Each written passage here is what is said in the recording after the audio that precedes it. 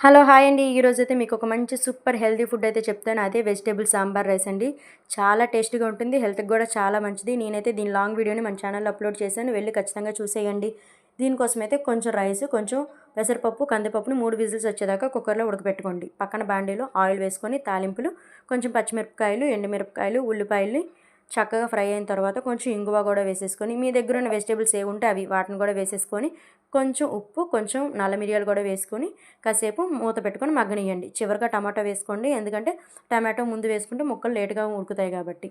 చక్కగా ఇవన్నీ మగ్గిన తర్వాత కొంచెం చింతపండు వాటర్‌లో చిన్న బెల్లం ముక్క, ఉప్పు, కారం, పసుపు, కొంచెం సాంబార్ పౌడర్, కొంచెం వాటర్ కూడా యాడ్ చేసేసుకొని ఆ వాటర్‌ని ముక్కల్లో వేసేసుకోవాలండి. చక్కగా వీటినన్నిటిని దగ్గరికి మగ్గనియ్యాలి.